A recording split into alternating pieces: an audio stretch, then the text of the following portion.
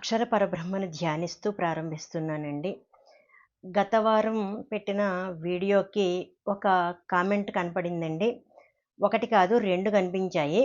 అందులో ఒకటేంటంటే, శ్రీరామచంద్రుల వారు సూర్యనారాయణుడిని ఆరాధించాడు, పూజించాడు. మరి మీరెందుకు సొంత పైత్యాన్ని రుద్దుతున్నారు? సూర్యుడు దేవుడు కాదు అంటూ అన్నట్లుగా ఒక కామెంట్ ఉందండి. అలాగే రెండో కామెంట్ ఏంటో నాకు సరిగ్గా అర్థం కాలేదు. వారు ఎవరిని ఉద్దేశించి చెప్పారో. అయితే వారు కూడా ఒక మంత్రాన్ని ఉటంకించడం జరిగింది. నేనెప్పుడూ చెప్పేదే అది. సృష్టిని వాడుకోండి, సృష్టికర్తను వేడుకోండి అనేది నేనెప్పుడూ చెప్తాను. కానీ వారు మరి ఏం అర్థం చేసుకున్నారో తెలీదు కానీ, విషయం ఆయన చెప్పింది కరెక్టే. అయితే ఆయన ప్రశ్నించారు. అది ఎవరినో నాకైతే అర్థం కాలేదు. ఈ విషయంలో క్లారిటీ ఇవ్వడం మాత్రం అత్యవసరమని నేను భావిస్తున్నానండి. ఎందుకంటే, దేవుడు సృష్టించిన ప్రతి దానిని కూడా మనం వాడుకోవాలి. అది ఏ ఎరుకతో అంటే, ఇదంతా కూడా దేవుడు సృష్టించాడు అనే ఎరుకతో. కాబట్టి ఆ సృష్టి పట్ల మన బాధ్యత ఎలా ఉందో అలా మనం నిర్వర్తించాలండి. అంటే దేవుడు సృష్టించిన ప్రతి దానిని కూడా మనం పవిత్రంగా, దేవుడు మన కొరకు సృష్టించాడు అనే బాధ్యతా భావనతో దానిని సక్రమంగా వాడుకోవాలి. అది ఏ వనరులైనప్పటికీ కూడా. మనం చూస్తున్నాం కదండీ! గాలి గాని, నీరు గాని, ఏదైనా గాని ప్రకృతి, చెట్లు అన్నిటిని కూడా మనం మన స్వార్థం కోసం ఎలా వాడకూడదో అలా వాడేస్తున్నామండి. విచ్చలవిడిగా వాడుతున్నాము. తరువాతి తరాల వారికి ఉంటుందా లేదా అనే స్పృహ లేకుండా ఈరోజు మన పని అయిపోతే చాలు అన్నట్లుగా స్వార్థంతో విచ్చలవిడిగా వాడుతున్నాము. అది గ్రహించుకోవాలి. రెండవదేంటంటే, కేవలం ప్రకృతి వనరులే కాదు, మనకివ్వబడిన ప్రతి శక్తి, సామర్థ్యము, ఇంకా అవయవాలు కూడా భగవంతుడు. అంటే ఈ దేహాన్ని ఇచ్చినవాడు భగవంతుడు అనే స్పృహతో మన దేహాన్ని కూడా వాడుకోవాలండి. కొందరేమనుకుంటారంటే, అంటే వ్యసనాలకు బానిసలైన వారు నా ఇష్టం అనుకుంటారండి. ఇది నా ఒళ్ళు, నా ఇష్టం, నా ఆరోగ్యం, నా ఇష్టం. నాకేది ఇష్టమైతే అది చేస్తాను. దానివల్ల ఏది పాడైపోయినా కూడా దానికంటే కూడా ఈ వ్యసనం వల్ల వచ్చే ఆనందం నాకు మిన్న అని ఈ అవయవాలని, ఈ దేహాన్ని ప్రసాదించిన భగవంతుడికి రేపు మనం ఏం చెప్పాలి? దీనిని కనుక దురుపయోగం చేసుకుంటే, దుర్వినియోగపరుచుకుంటే ఆయనకేం సమాధానం చెప్పాలి? ఇచ్చినవాడు ప్రశ్నిస్తాడు కదా! నీకిదిచ్చాను. నువ్వు దాన్ని ఎలా వాడావు? అని అడుగుతాడు అనే స్పృహ లేనివారు మాత్రమే దుర్వ్యసనాలతో తమ ఇల్లు, ఒళ్ళు గుల్ల చేసుకుంటారండి. కాబట్టి సృష్టిలో ప్రతీదీ కూడా సృష్టించిన వాడు ఆ సర్వ సృష్టికర్త అయిన పరమేశ్వరుడే అని గ్రహించిన వారు మాత్రం వాటి పట్ల బాధ్యతగా ప్రవర్తిస్తారండి. తమకి ఎంత కావాలో అంత ఎలా వాడుకోమన్నదో శాస్త్రం అలా వాడుకుంటారు. మిగిలిన వారు మాత్రం ఈ విషయం తెలియక వాడుకోవలసిన వాటిని వేడుకుంటున్నారు. వేడుకోవలసిన వాడిని వాడుకుంటున్నారండి. ఇది నా స్వంత మాట కాదు. ఒక్కసారి వేదంలో యజుర్వేదము 4వ అధ్యాయము 36వ మంత్రం ఏముందో చదువుతున్నాను చూడండి. పరమేశ్వరుడు తప్ప ఇంకెవ్వరును జగమును రచించుటకు, ధరించుటకు, పాలించుటకు, ఎరుగుటకు సమర్థులు కాజాలరు. అట్లే సూర్యాదులు తప్ప మరేదియును భూమి మున్నగు ప్రపంచమును ప్రకాశమొనర్చుటకు, ధారణమొనర్చుటకు సమర్థము గాజాలరు. కావున మానవులెల్లరును ఈశ్వరుని ఉపాసించుచు సూర్యుని ఉపయోగించుకొనవలయును. ఇక్కడ సూర్యాదుల యొక్క ఆవశ్యకతను, ప్రాధాన్యతను తెలియచేస్తూ అటువంటి గొప్ప సూర్యాదులను సృష్టించిన వాడెవరండి? కేవలం పరమేశ్వరుడే. ఆయన తప్ప ఇంకొకరికి ఈ సామర్థ్యము లేదు అని తెలియచేస్తూ స్పష్టంగా తెలియచేయడం జరిగింది. ఏమని? కాబట్టి అటువంటి సూర్యుడిని ఉపయోగించుకోండి, వాడుకోండి. అటువంటి సూర్యుడిని పెట్టిన పరమేశ్వరుణ్ణి ఉపాసించండి, వేడుకోండి అని చాలా స్పష్టంగా తెలియచేయడం జరిగిందండి. అలాగే ఇదే యజుర్వేదం 4వ అధ్యాయం 3వ మంత్రం కూడా చూద్దామండి. సూర్యప్రకాశము లేకున్నా వర్షోత్పత్తి గాని నేత్రముల వ్యవహారము గాని ఎన్నటికినీ జరుగదు.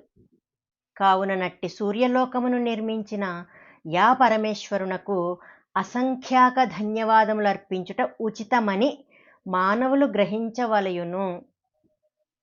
స్పష్టంగా సూర్యుడు ఎంత విలువైన వాడో తెలియచేస్తూ చూడండి, ఆ సూర్యుడే లేకపోతే ఏం జరగదంట? వర్షోత్పత్తి కానీ నేత్రముల వ్యవహారము కానీ, అంటే చూపు, మనకి చూపు ఉండొచ్చు కానీ సూర్యరశ్మి లేనప్పుడు, సూర్యుని వెలుతురు లేనప్పుడు మనకి కళ్ళున్నా కూడా మనం దేనిని చూడలేం కదండి. అలాగే వర్షాలు కురుస్తున్నాయి, పంటలు పండుతున్నాయి అంటే కేవలం ఆ సూర్యుని వలన కదా. సూర్యాదులు, సూర్యుడు, భూమి, వీటన్నిటినీ కూడా, ఈ ప్రకృతిని వీటన్నిటినీ కూడా ఏర్పరిచిన వాడు ఆయన. ఎందుకు అంటే మన కోసం. ఏర్పరిచిన వాడిని మర్చిపోతున్నాము, ఆ వాటిని మాత్రం మన స్వార్థం కోసం విచలవిడిగా వాడుకుంటున్నాము. ఆ ఇచ్చిన వాడిని వేడుకోవడం అనే కనీస బాధ్యతను మనం మర్చిపోతున్నామండి. కాబట్టి వేదం ప్రతి మంత్రంలోనూ కూడా గుర్తు చేస్తుంది ఎటువంటి పరమేశ్వరుడో చెప్తూ, అటువంటి పరమేశ్వరుణ్ణే మానవులందరూ ఉపాసించాలి అని. మరి ధర్మం ఇంత స్పష్టంగా తెలియచేయబడినప్పుడు ధర్మమూర్తి అయిన శ్రీరామచంద్రుడు దీనికి భిన్నంగా సూర్యుణ్ణి ఉపాసించాడు అని అంటే అది సొంత వాక్యం అవుతుందండి, సొంత పైత్యం అవుతుందా? ధర్మశాస్త్రంలో ఇలా ఉన్నప్పుడు ఇలా చెయ్యండి, ప్రకృతిని వాడుకోండి, ప్రకృతి ఇచ్చిన పరమేశ్వరుణ్ణి వేడుకోండి అని చెప్పడం సొంత పైత్యం అవుతుందా అండి? విజ్ఞులు గ్రహించాలి. కాబట్టి నేను మీకు మరొక్కసారి తెలియచేస్తున్నాను, వాంగ్మయంలో ఏదుందో అది తెలియని వారు పాపం ఎవరో చెప్పింది నిజమనుకుని వాంగ్మయం నుంచి, అంటే ధర్మశాస్త్రం నుంచి చెప్తున్న విషయాలను అపహాస్యం చేస్తున్నారు, ఇంకా అవహేళన చేస్తున్నారు. ఈమె అసలు ఏ మతస్థురాలు అనే అభిప్రాయాన్ని వ్యక్తపరుస్తున్నారు. అందుకే నేను చెప్తున్నానండి, ఏ మతంలో అయినా సరే చెప్పిందైతే ఇదే పరమధర్మం అండి. ఏమిటది? సకల జగద్రచయిత సర్వేశ్వరుడు, సర్వలోకాల సృష్టికర్త పేరు ఏదైనా పెట్టుకోండి, కానీ ఈ సామర్థ్యం కేవలం ఒక్క దైవానికే ఉంది. ఆ దైవాన్నే ఏ మతాన్ని అనుసరించేవారైనా కూడా పూజించండి. అతనికి భిన్నముగా ఇతరములను ఆరాధించకండి. ఎందుకంటే మనకింత మహోపకారం చేసిన భగవంతుణ్ణి కాక అతని స్థానములో ఇతరులను పూజించడం అనేది, భగవంతునితో సమానంగా ఉపాసించడం అనేది మహాపాపం అవుతుంది, దైవ ధిక్కారం అవుతుంది, శాస్త్ర విరుద్ధం అవుతుంది. కాబట్టి ఇటువంటి శాస్త్ర విరుద్ధమైన పనుల జోలికి ఎవరు వెళ్ళకూడదు. ఎవరైనా సరే దేవుని ప్రసన్నతనే పొందాలి కానీ ఆగ్రహానికి గురి కాకూడదు అనే ఉద్దేశ్యంతో ఎవరి గ్రంథంలో అయినా ఒకటే విషయం ఉంది. కాబట్టి ఏ గ్రంథాన్ని అనుసరించేవారైనా ఆ విషయాన్ని గ్రహించండి, తత్ప్రకారంగా నడుచుకోండి, దేవుని అనుగ్రహానికి పాత్రులు కండి అని చెప్పే ఉద్దేశ్యంతోనే అన్ని గ్రంథాలలోనూ ఉన్న ఒకే ఒక్క విషయాన్ని మీ ముందుంచడం జరుగుతుందండి. దయచేసి మీరు కూడా నిష్పక్షపాత దృష్టితో దానిని పరిశీలించండి, మీ స్వంత పరిశోధన కూడా చేయండి. కానీ ఎవరు ఏమి చెప్పినా శాస్త్రానికి విరుద్ధంగా ఉంటే మాత్రం తీసుకోకండి.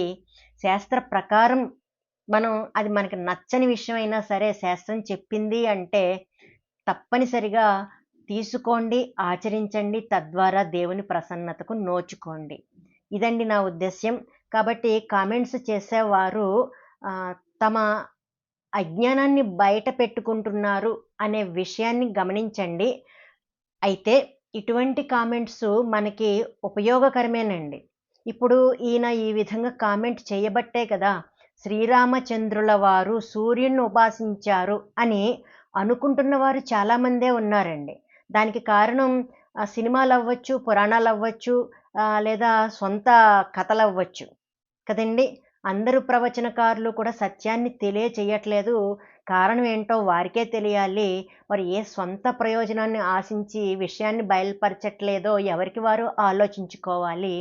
కానీ సామాన్యులు మాత్రం వారిని అనుసరించి పెడదోవన వెళ్ళిపోతున్నారు. దానికి బాధ్యత వహించవలసినది మాత్రం వారలా వెళ్ళిపోవడానికి కారకులైన వారే.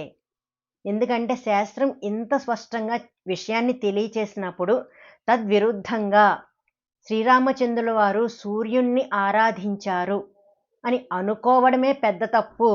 ఎందుకంటే మనం ఈరోజు స్పష్టంగా చూసాము, ధర్మశాస్త్రం చెప్తుంది.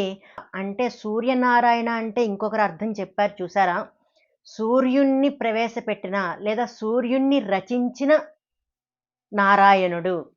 సూర్య భగవానుడు అంటే సూర్యుణ్ణి రచించిన భగవానుడు. సో సూర్య భగవాను ఉపాసించండి అంటే అర్థము సూర్యుని పెట్టిన భగవంతుణ్ణి ఉపాసించండి అని. ఇది నా సొంత పైత్యం ఎంత మాత్రం కాదండి. మీ ముందు రుజువుగా ఈ 2 వేద మంత్రాలని ఉంచుతున్నాను. మీరే గమనించండి. మరి ధర్మమూర్తి అయిన శ్రీరామచంద్రుల వారు ఈ ప్రకారంగా చేయకుండా ఏ ప్రకారంగా అండి, ఈ మంత్రాలు చెప్పినట్లుగా సకల జగద్రచయిత అయిన ఆ సర్వేశ్వరుణ్ణి ఉపాసించడం మాని ఆయన సృష్టిలో భాగమైన సూర్యుణ్ణి ఉపాసించి ఉంటారా? మనం ఏదైనా విషయాన్ని నమ్మేటప్పుడు మనకి ప్రమాణం కావాలండి. ఏదైనా విషయాన్ని చెప్పేటప్పుడు ప్రమాణం ఉండాలి. దానిని మనం తీసుకునేటప్పుడు ప్రమాణం ఉండాలి. మరి శ్రీరామచంద్రుల వారు సూర్యుణ్ణి ఉపాసించారు అనడానికి వేదంలో ఎక్కడైనా ప్రమాణం ఉందా అనేది మీరు చెప్పండి. నిజానికి వేదంలో శ్రీరామచంద్రుడు, శ్రీకృష్ణుడు, అల్లా, యెహోవా ఇటువంటి పేర్లు ఉండవండి. ఎందుకు? ఇది వచ్చిన కాలం ఎప్పటిది? అప్పుడు ఫ్యూచర్లో వచ్చే పేర్లు చెబితే వారికి అర్థం అవుతుందా అండి?